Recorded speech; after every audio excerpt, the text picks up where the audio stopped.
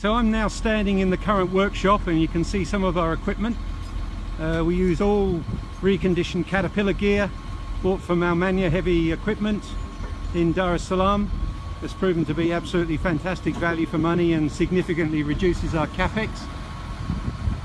These are our current workshops, and up on top of that metal pole there you can see a few cameras. We've got live feed of operations from the pilot pit and the workshop, and that will be expanded to cover the construction of the processing plant, and our investors will be able to tap into that and kind of see how the project is progressing.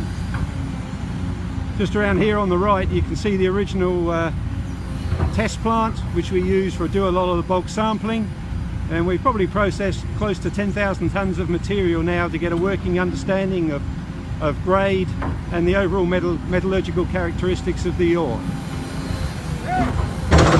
Good to see the excavator's now working again. They've replaced one of the hoses and they'll be back on the pilot pit pre-strip this afternoon.